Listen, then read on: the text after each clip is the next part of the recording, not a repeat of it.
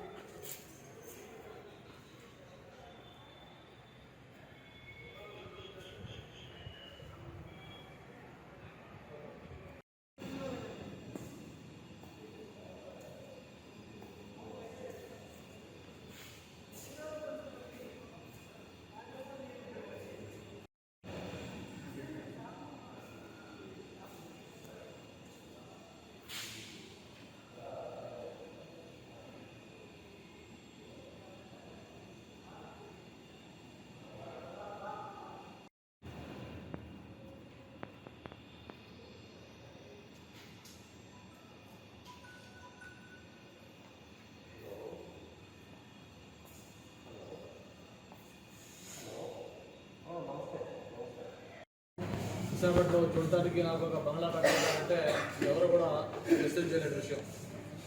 కానీ దానికి భిన్నంగా విశాఖపట్నంలో రాజధాని అని చెప్పి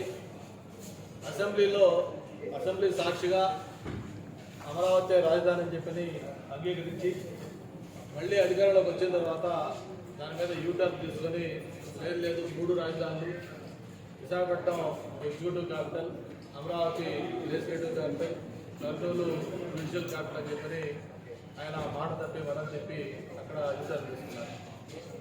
సరే, దాన్ని ఎలాగూ న్యాయస్థానాలు అంగీకరించకపోయినా కూడా నేను వచ్చే ఉంటానని చెప్పని ఇక్కడ చెప్పడం జరిగింది. దాన్ని కూడా చూసాం మనం.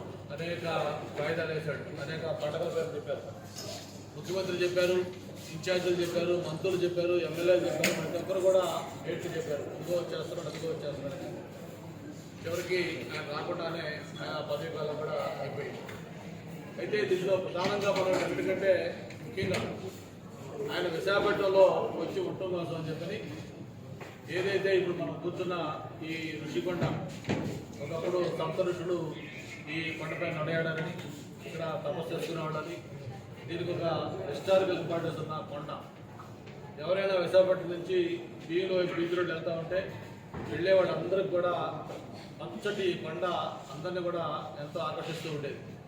అటువంటి ఒక పచ్చటి ఋషికొండని టూరిజం దీని కింద అక్కడ రిసార్ట్స్ కట్టి ఉంచితే బ్రహ్మాండమైన లాభాల్లో నడుస్తున్న ఆ టూరిజం రిసార్ట్ని కూడా మరి పూర్తిగా డిస్మాంటిల్ చేసి ఇక్కడ అత్యంత రహస్యంగా గోప్యంగా ఈ విలాసవంతమైన రాజమహల్ని నిర్మాణం చేయడం జరిగింది.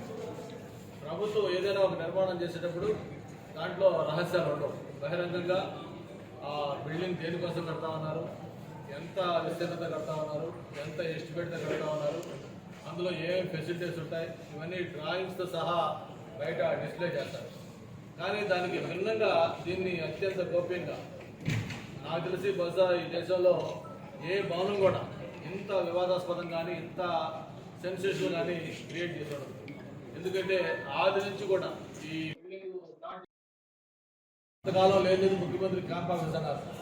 చివరికి వెబ్సైట్లో పెట్టి మళ్ళీ దాన్ని కూడా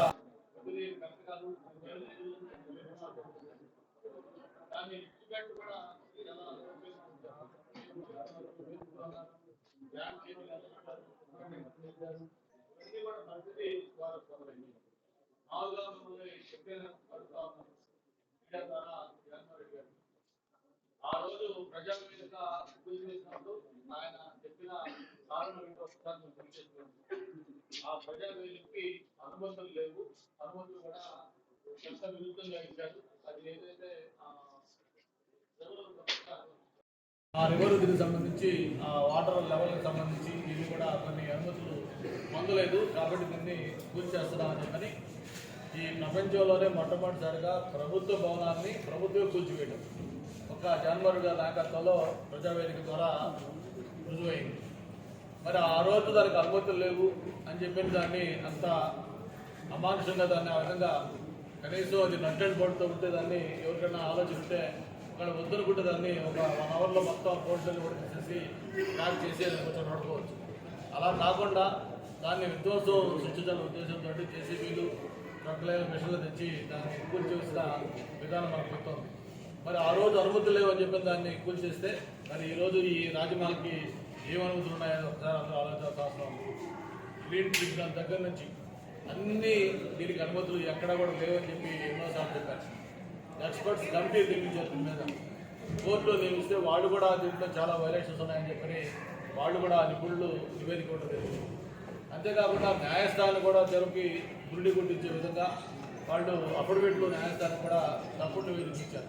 ఇది మేము ఇంత నిర్మాణం చేస్తా ఉన్నాం, ఇది టూరిజం కూడా చేస్తున్నాం అని చెప్పి ఈరోజు కూడా దాని మీద ఏంటనేది కూడా చేయలేకపోయారు. అంటే చివరికి ఏ స్థాయికి దించారంటే దీని ఇనాగరేషన్ కూడా అత్యంత రహస్యంగా గోప్యంగా టూరిజం మినిస్టర్ వచ్చి 3వ గంటకి చెప్పకుండా దీన్ని ఇనాగరేట్ చేశామని చెప్పని మామ అనిపించారు. దాదాపు 500 కోట్ల రూపాయలు ప్రజాధనం వ్యయం చేసి మీరు కూడా చూసారు లోపలంతా ఒక్కొక్క హాల్ కానీ లేకపోతే కింద మార్పుల్స్ కానీ లేకపోతే శానిటరీ ఫిట్టింగ్స్ కానీ ఫర్నిచర్ కానీ ఇవన్నీ కూడా పూర్వకాలంలో మనం